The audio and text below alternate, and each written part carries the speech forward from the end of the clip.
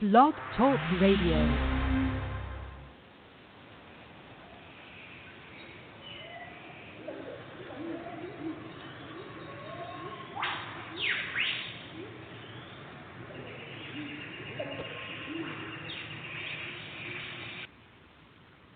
Hello, everyone. I'd like to welcome all of you back to Ohio Exopolitics. I'm your host, Mark Snyder.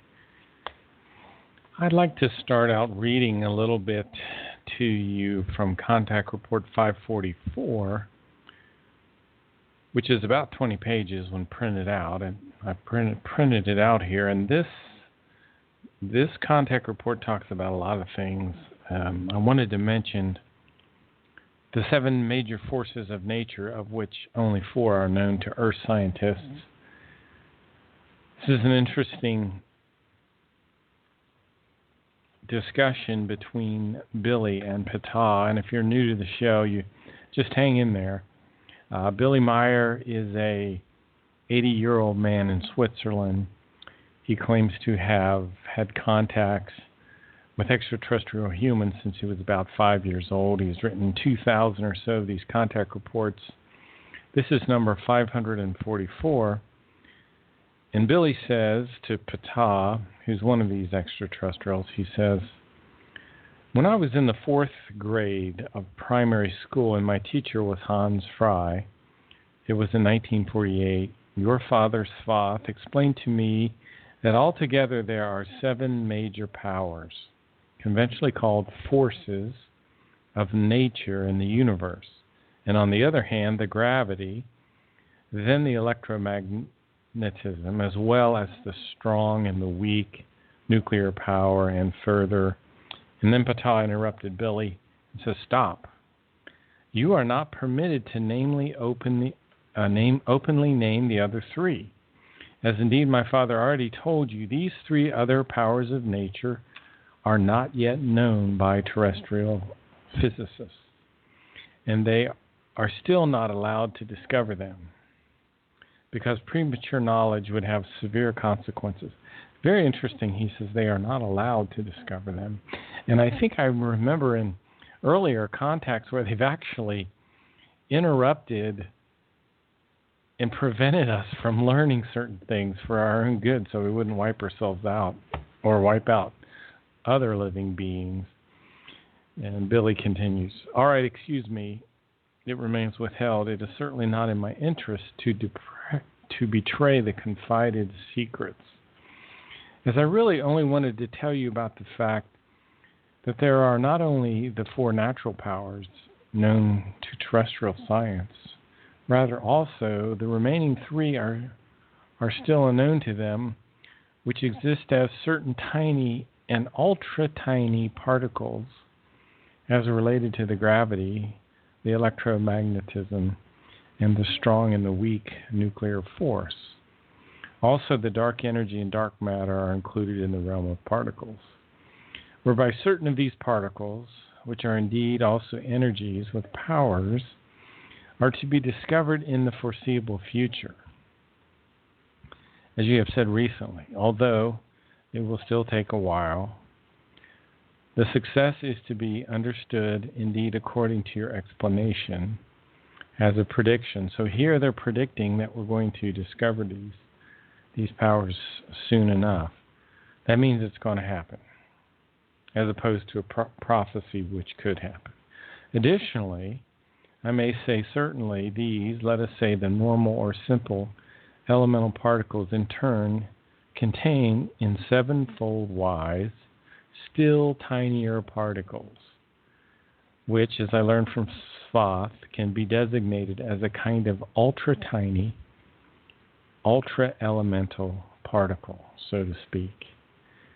Even when I note with this statement that a fundamental 7-fold chain of natural powers exists, and that other powers exist among the known and the elemental particles, and that only begins among the 7 series, whereby originally everything evolved from pure spirit energy. And this is one of the points I wanted to get to, that everything that you see evolves from pure spirit energy. Let me continue here. I thereby betray no secret, because all of that corresponds to the spiritual teaching, in which I indeed also mention these things openly. So everything evolves from spiritual energy. One of the teachings of Emmanuel said, the body and the spirit are one. And the body comes from the spirit. They are not a duality. They are just, the spirit is pure energy, I guess you could say, and the body is matter, coarse matter. But everything comes from the spirit energy. Everything evolved from the pure spirit energy. And in the summertime, when you go outside and if you have any wooded areas next to where you live, it's a good thing to go there. And where I live, you can see these plants, and they shoot up. And by the first or second month of summer, you got plants that weren't there in the spring that are now 2 months later 6 and 7 feet tall. So all that came from the spirit realm. Because even the plant has a spirit form, because everything evolves from pure spirit energy. Contact Report 544 goes on and on. It's absolutely amazing. I need to reread it. I've been spending a lot of time for weeks now in the book called The Way to Live, and maybe I'll read a little bit from that in today's show as well. I've gone through it the second time, and it's almost like I'm reading a new book. I want to read a little something from, it's called the Arahat Athrasata Overpopulation Excerpt. Arahat Athrasata is a spiritual plane. There are 7 evolutionary steps that human beings go through, and there are human beings all over the universe in various solar systems. Our solar system is no different. We have only one planet with human beings on it, but at one time there were human beings on Mars. At one time there was a planet called Melona that also had human beings on it. And there are 7 evolutionary steps that human civilizations go through. We're stuck, I say we're stuck, in stage 2, which is rational life. The first stage is primitive life. The second stage is rational life. The third stage is intelligent life. The fourth stage is real life. The fifth stage you could call life and creational wisdom. The sixth stage, we're half physical, half spiritual. And the seventh stage, we completely evolve out of the need for a physical body.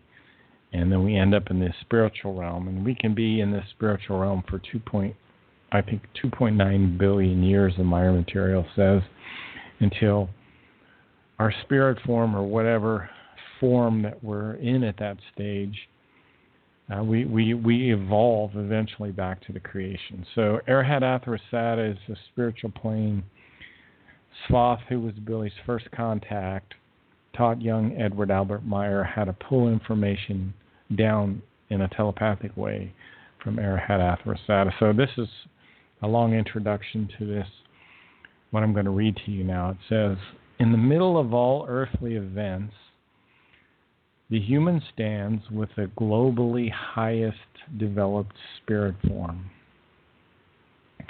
He has all the things of this world to place into order and to value them according to the all-encompassing unitary law of creational order, recognizable in all earthly laws of nature. As an individual, the human has various tasks to which he is obliged. At first, he is responsible to the task of preserving his life for the duration of his developmentally given time. As a second, he has to pay heed to the fulfillment of the duty to further develop himself spiritually and consciously in the best way possible, and to acknowledge the spiritual evolution as an important truth. That's probably our primary goal, is to evolve our consciousness. As a community creature, he is obliged, responsible for the task of preserving his species, and to instruct and educate his offspring in the meaning of the spiritual teachings. And we'll talk more about what the spiritual teachings are in the show a little bit later, if you're new to the show, so you have some frame of reference.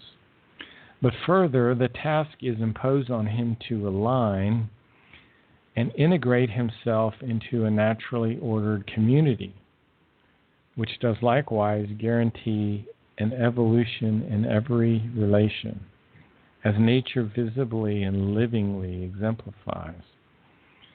The preservation of the human species is not based on a formula of simple propagation. As such, the erroneous teachings of the earthly religions proclaim. The preservation of the species is based on the compliance with the natural laws. As such, the compliance is in holiness, therefore monitoring and controlling.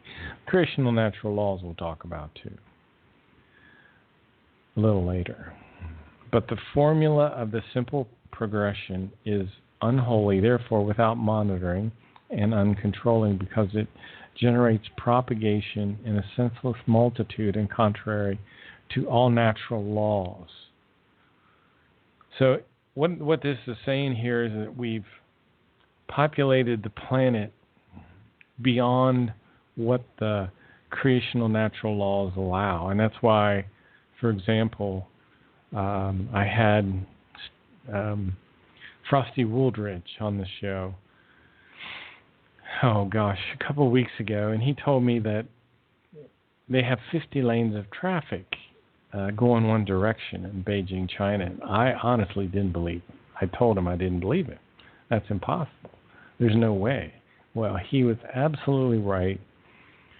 In Beijing, China, the city with about 13 million people, which is the complete population of the state I live in, Ohio, they have this city, Beijing, where there's 50 lanes of traffic going one direction. So when they have traffic jams, and I've talked about this before, they last weeks sometimes, the government has to send in helicopters with food and water so people don't die.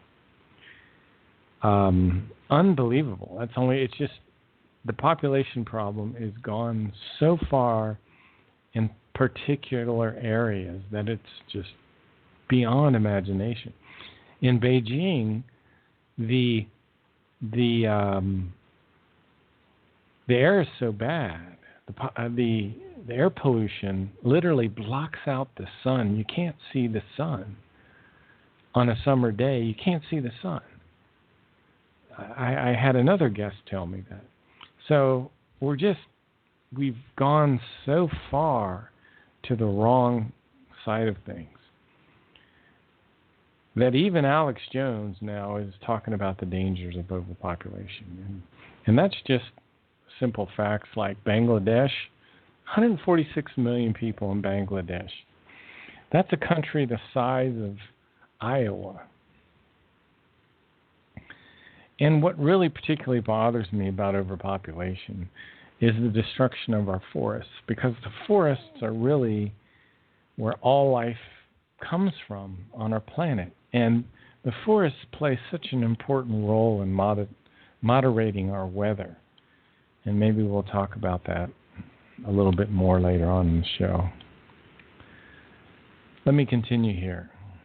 That the human of Earth renders the compliance of simple propagation and disregards all creational natural laws is recognizable for every human who moves himself even slightly on consciousness-related developmental pathways. Boundless and without stopping, the human augments itself and procreates offspring, uncontrollable, in an uncontrollable, unholy form. While your Earth is able to carry and nourish 500 million human life forms, the Earth human begot 7.5 billion as of 2004. Now we're close to 9 billion. And impelled in only a few centuries a such evil overpopulation that millions will have to die an abnormal death.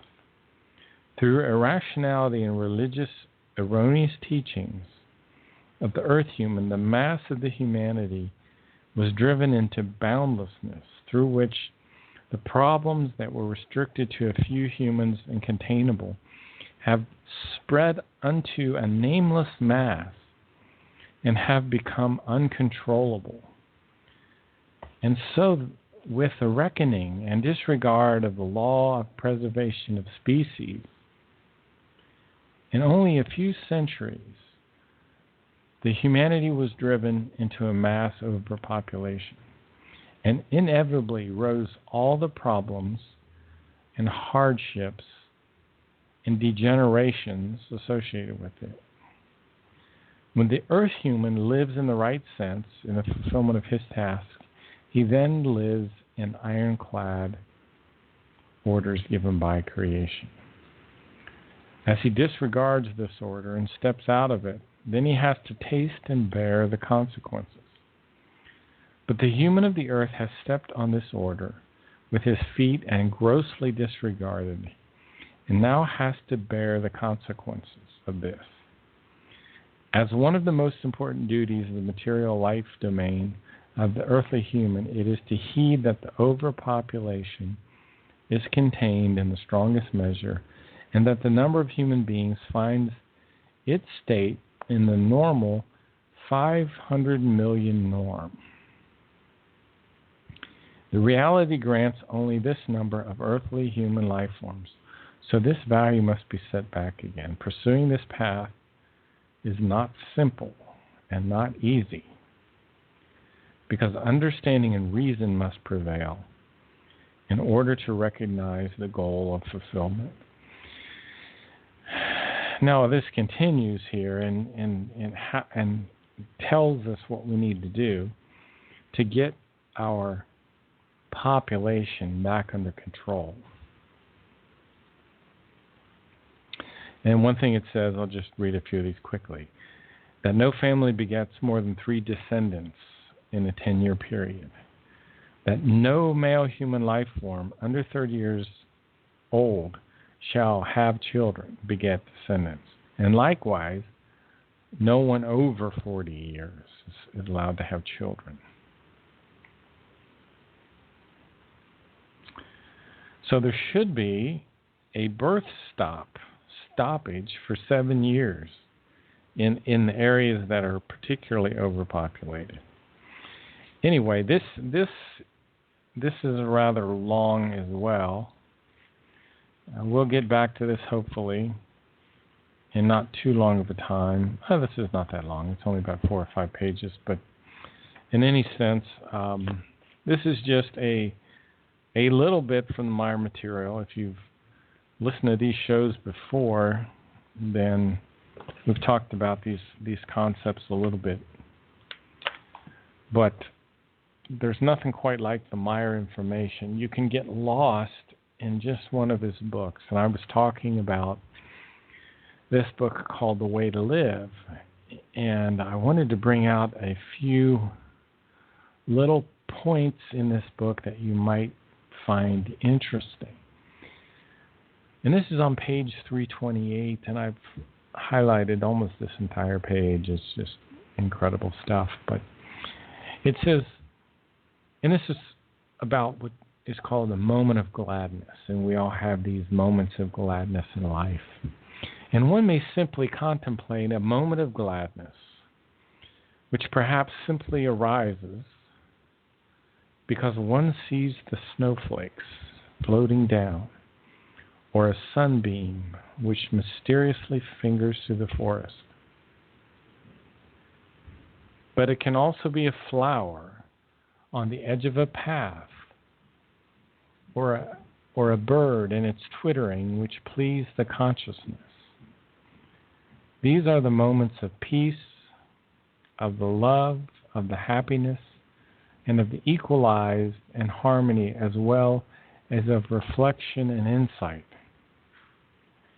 These are the moments which work deep into the inner part of the consciousness and makes one's feelings tingle and please the psyche.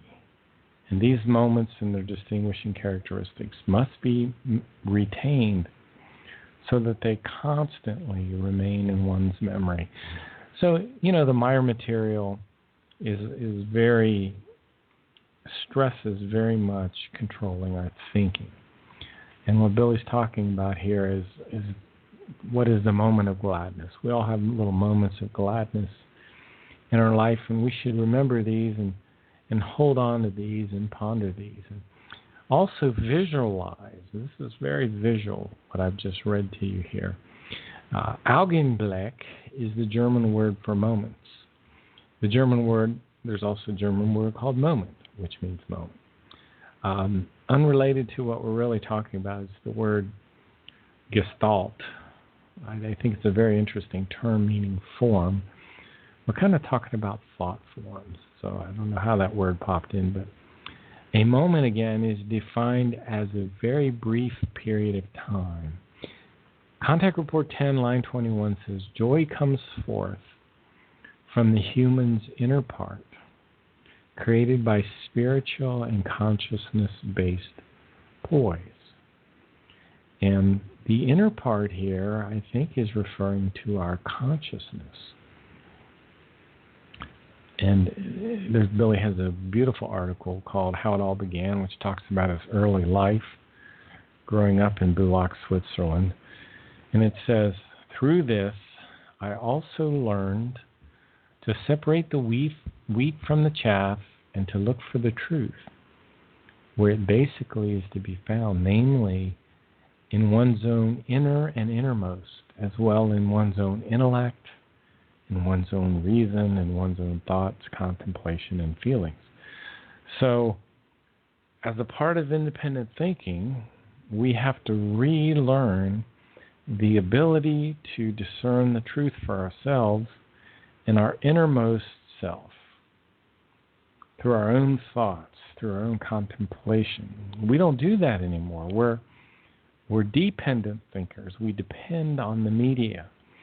We depend on certain esteemed individuals to do our thinking for us. And we shouldn't do that. We should relearn the skill of independent thinking and learn the ability to determine the inner truth for yourself. Because most people will take the Meyer material and say, oh, that's just a giant hoax. Anyone can see through that.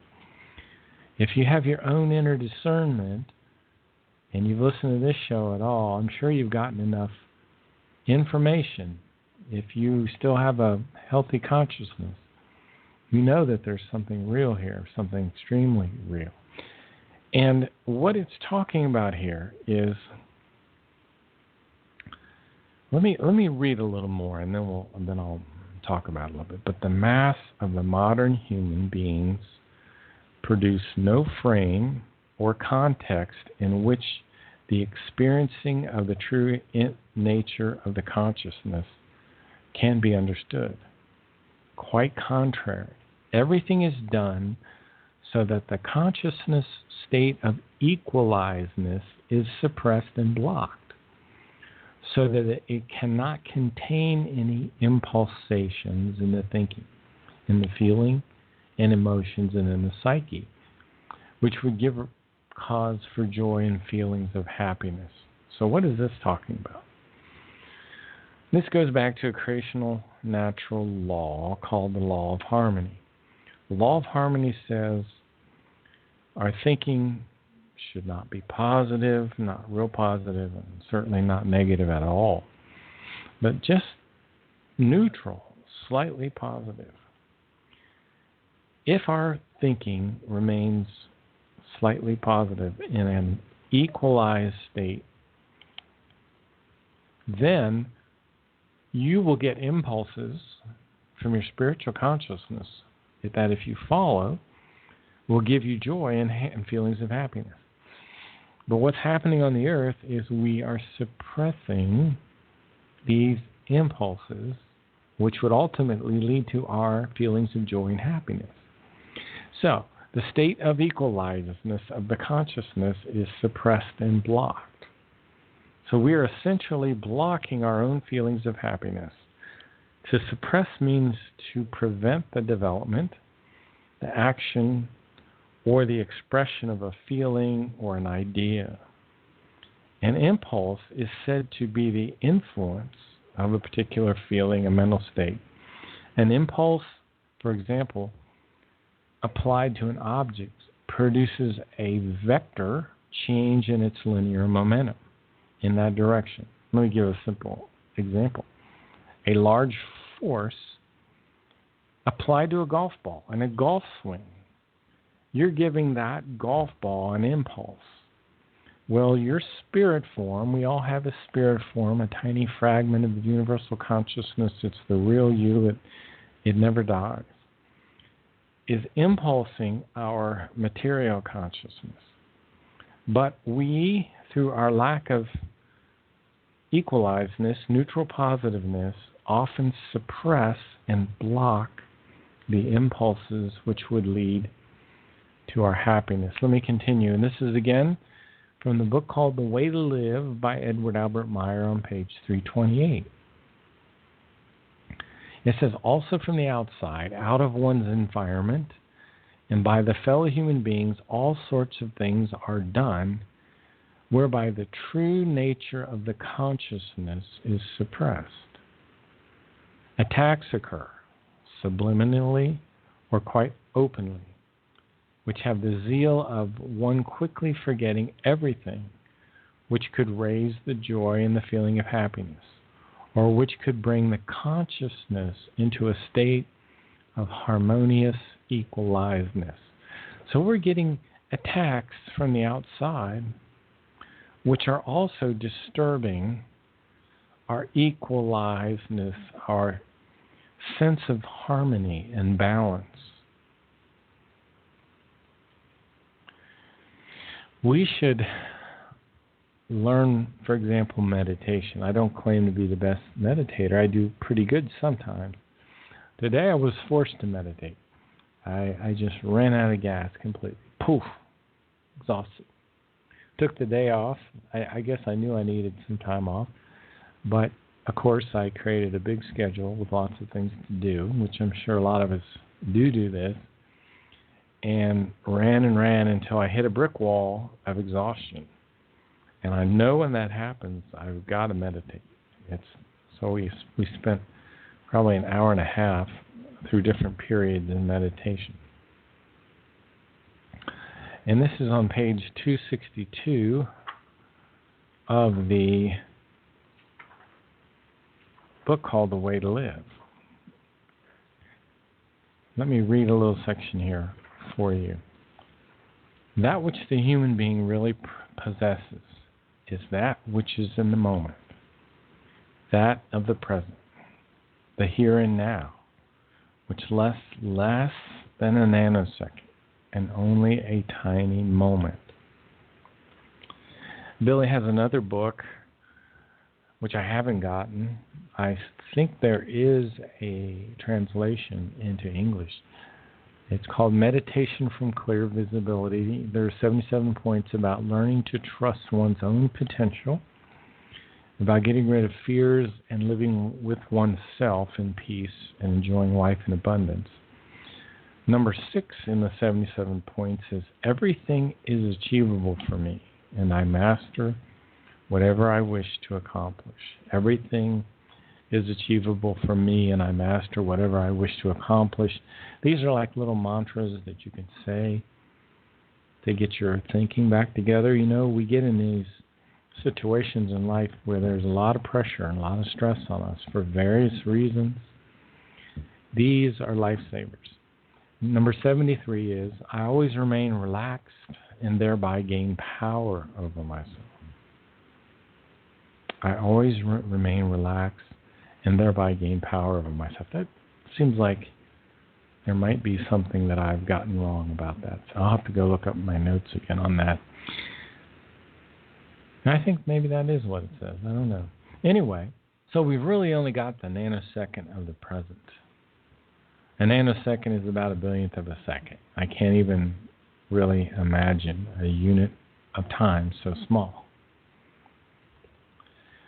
And one of the things we have to learn is that nothing is constant. Just as the neuron in the human brain will decay, all the cells in the entire body will die. Nothing is constant. Just as it is with the cloud formations in the sky, which continually change and never create the same picture of the exact same formation. The neuron is the basic working unit of the brain, a specialized cell designed to transmit information to other nerve cells, muscles, or gland cells. This is the neuron. Another analogy that Billy talks about is that human beings are like waves of the ocean. This is on page 260 in the Way to Live book. Human beings are like waves of the ocean. As far as they reach, they are connected with each other through the mass of the water, and as it is with the life of a human being. So just like our lives have a beginning and end, a wave has a beginning and an end. A becoming and passing, a birth and a death. So we always have to live with the idea that nothing is constant, and we should be living in the moment. I want to talk about something called the we form. It's something I've really been contemplating the past couple of weeks.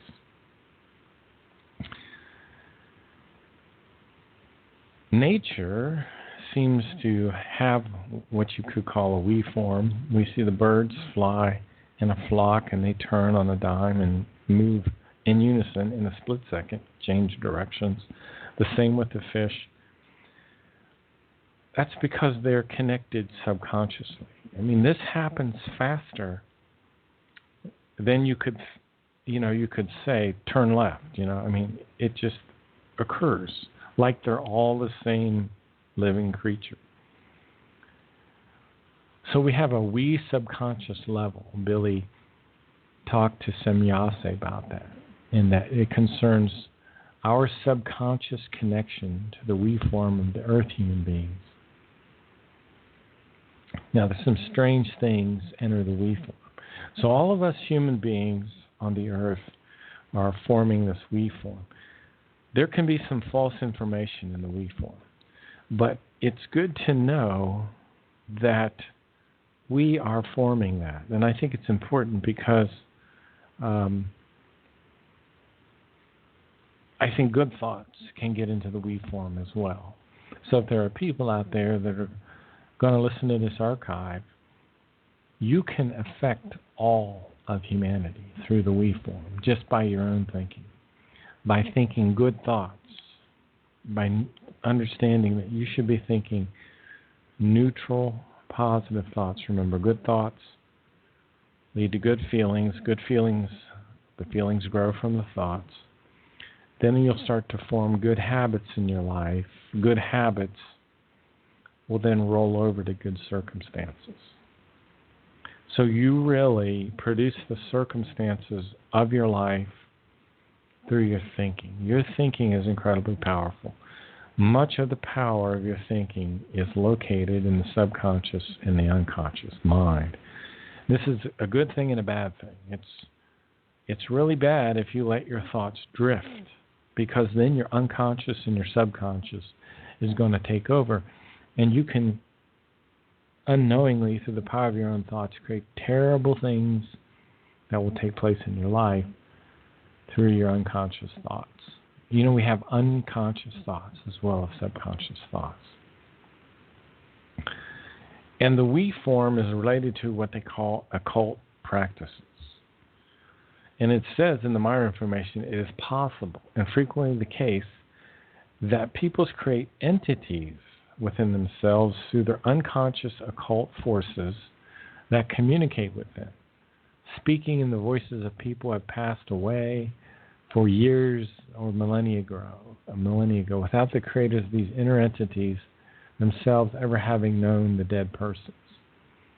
The reason that these voices can come into existence is simply on the fact that all humans generate a we form and an unconscious and spiritual bond that deposits its entire knowledge as a unit and individually into what are called the ethereal record files, the Akashic records of the planet, from where impulses of knowledge, in this case a voice, are withdrawn by the originator of the inner entities and allowing those to speak through the inner entity by which he is controlled and misled. This is some very deep and profound stuff. I think a lot of people in the alternative community do stuff like this, and they really don't understand what they're doing, and it can lead to psychological problems, I think. Remember, you should be steering your own thoughts. Nothing else should steer your thoughts but you, and you should have independent thinking. The human being, again, is like the waves of the ocean. And in Contact Report 228, it says, consequently, there are in every we form, either material or spiritual, lower or lowest, respectively, higher or highest evolutionary stages. So the human spirits, for example, I read at the beginning of the show some things about overpopulation from Arahat Athrasata. Arahat Athrasata is said to be a we form. And it's an interesting analogy, again, that the human life is like the waves of the sea. Each one of us is an individual wave. Now, in Contact Report 115, Ptah talks about a we form. The Plejaren believe that it's within the creational natural laws that a man may have as many as 4 wives. In this case, Ptah was married to 3 women.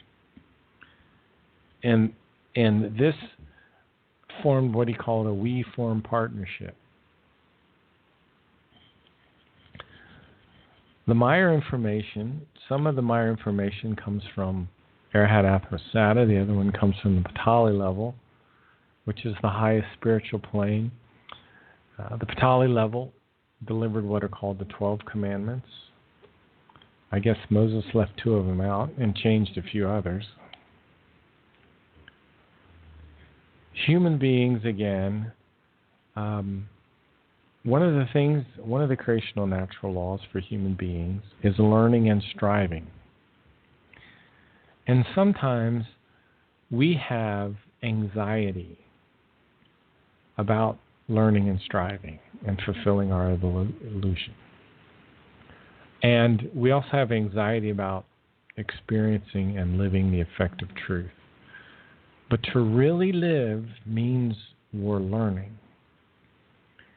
Learning means to search for the truth, to find it, to recognize it, and to follow it. But living according to the truth means letting go of all anxiety.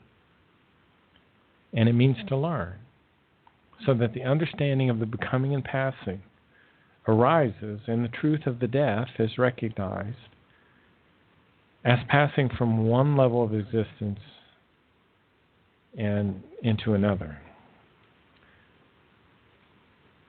So we can live without really living. To really live means we are learning. To live according to the truth means to let go of all anxiety. And anxiety is subtle.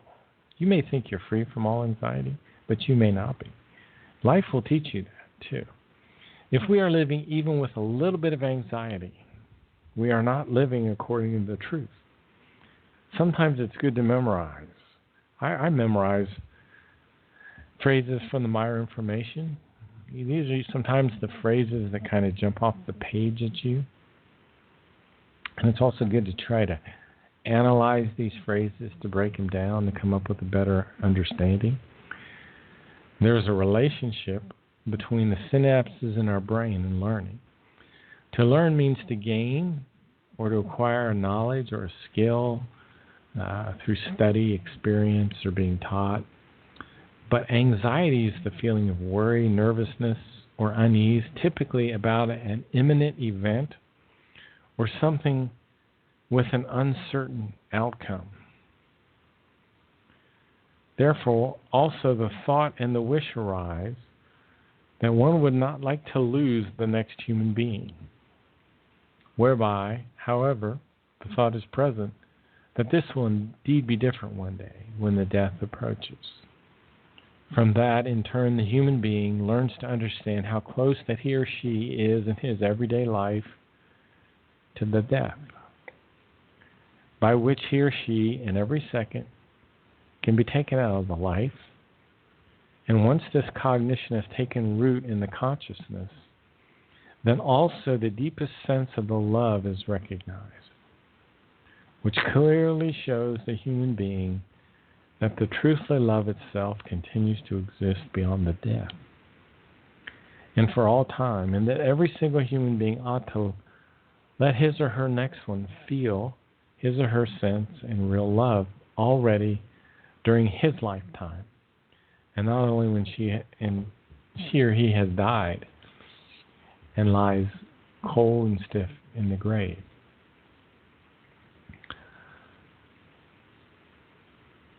We've been speaking about some very profound information from this book called The Way to Live. And it's one of Billy's many books. He's written 40 books over the years. And there's a tremendous amount of information, as you can see in these books. Now, Billy used to get telepathic messages when he was a 5-year-old boy living in northern Switzerland.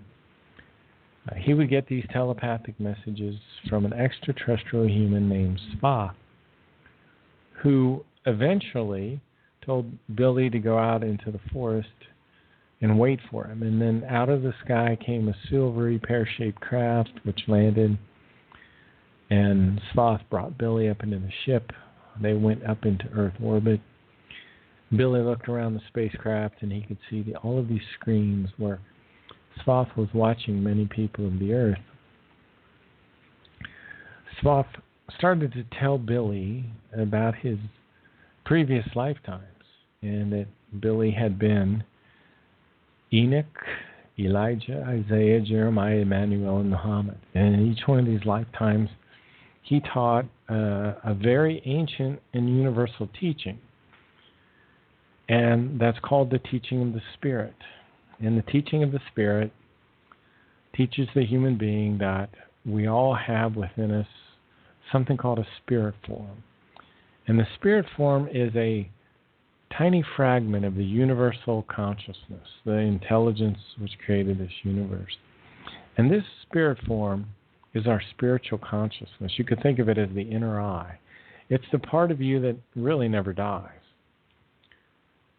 And Swath started to teach Billy about the law of becoming and passing, and the fact that we live many lives, our spirit form does, and that 21 days after the sperm fertilizes the egg in the sex act, a spirit form comes out of the ethereal energy band around of our planet, and it goes into the body of the child. It's no really bigger than the head of a pin, and it implants itself in what's called the superior colliculus in the midbrain. That's the area of the brain that deals with sight, particularly saccadic eye movements back and forth. Whenever you focus on something different, you're engaging the superior colliculus. It's also, the superior colliculus is involved with the integration of all your senses. The taste, the sight, the hearing, all of these come together in the superior colliculus. The energy of the spirit form goes throughout the whole body of the child, in the human being, throughout their whole physical life, and it causes the heart to beat. The spirit form is called the wonder of all wonders. It's basically infinite. Billy's third contact, Semyase, said, the spirit form is the wonder of all wonders. It's the seat of the infinite. And why did she say that? Well, because the spirit form is really a fragment, a tiny holographic copy of this universal intelligence. And Billy, in his previous lives, had been a very famous teacher, not only on the earth. He had been all of these teachers I just described the past 13,000 years here on the earth, but even before that on other worlds, according to the Maya information. And Svath, this extraterrestrial, was here to help Billy with this mission, which is bringing back the laws of the universe to the people of the earth, to bring back the spiritual teachings, which talk, first of all, about love, effective love, wisdom conditioned love, real love, which is permanent and is radiated by the universal consciousness. Love is the highest principle in all creation, and through it, everything exists in absolute logic. The incredible splendor of nature is the visible expression of the love of creation. Every tiny plant, every tiny animal fulfills its purpose in love. So love is a creational natural law. Now, the strangeness of this, and if one of the things I think you might eventually agree with, is the more profound the learning, there's always a sense of strangeness to it. Now, what do I mean by that? Think about a black hole, for example. One of the strangest things in the universe. Think of a gigantic star burning for billions of years. This is a very, very strange thing in our universe. All the laws of nature, they're very unusual if you study them. Think about the atoms and the strangeness associated with that. Well, there's a strangeness associated with all of this. I'm going to play just for a moment here some nature sounds, and I'll be right back. We'll take a short break. You're listening to Ohio Exopolitics. I'll be right back.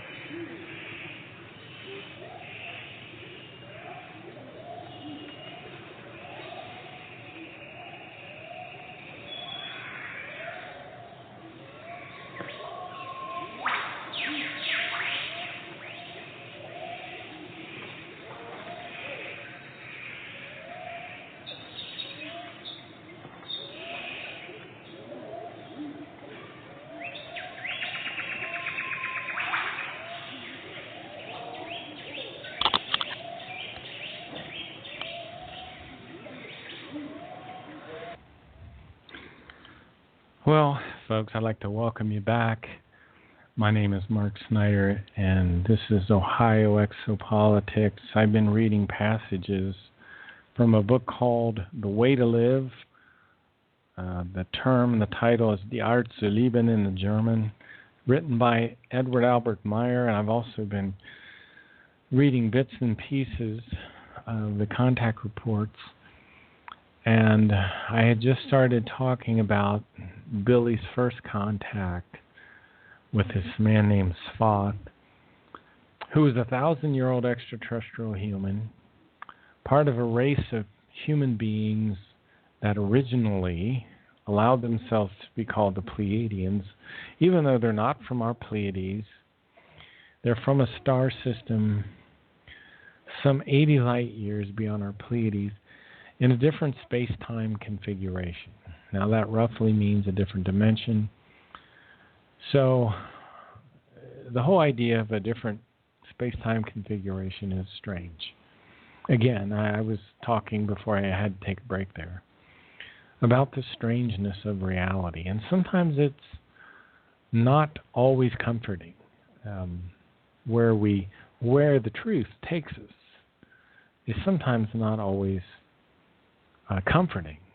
And to know that there are multiple dimensions, to me, is not comforting. Because, just imagine the hundreds of billions of light years of space, and then all these light years are duplicated in different dimensions. That means there's a different space-time configuration for our solar system, probably, with a different set of people there. The Meyer information says we live in something called the DERN universe. That's 46 trillion years old. And there's a parallel universe to our universe called the Dow universe. That's also 46 trillion years old. Well, there are something like 10 to the 64th power different universes.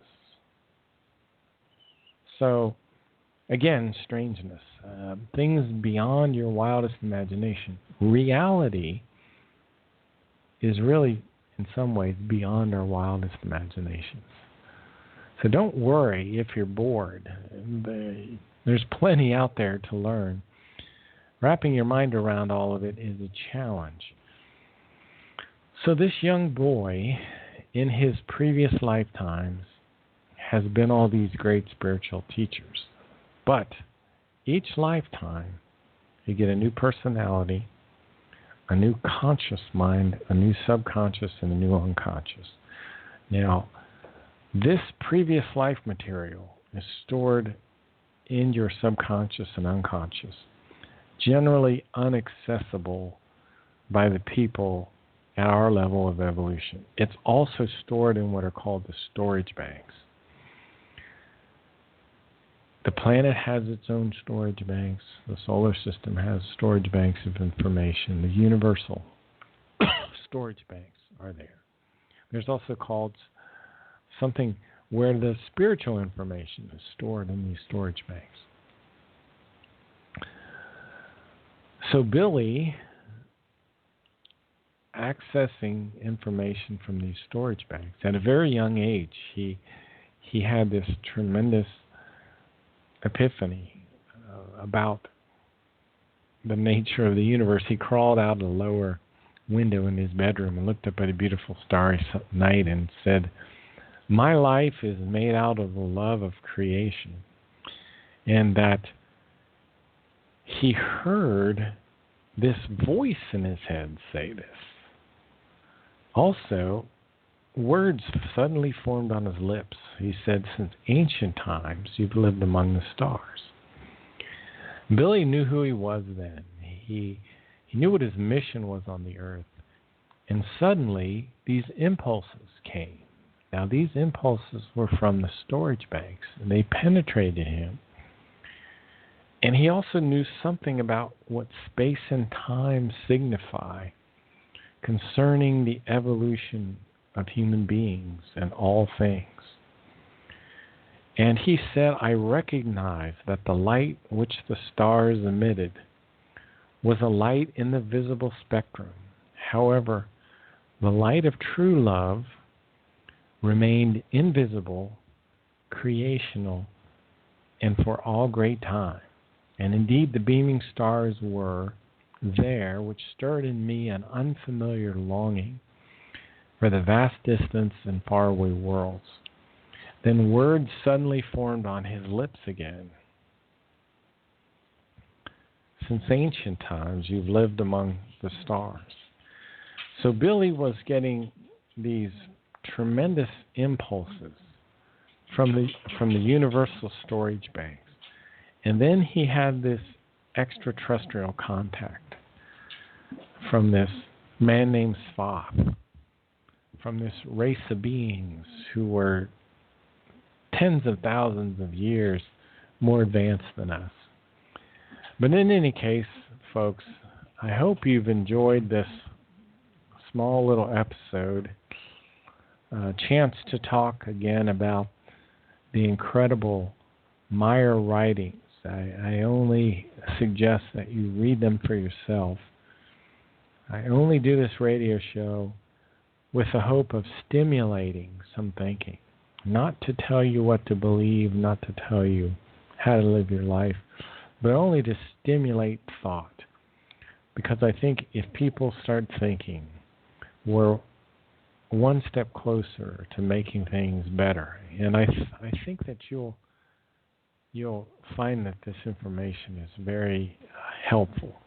In any case, thanks for stopping by. You've been listening to Ohio Exopolitics. I'm your host, Mark Snyder. Have a great day.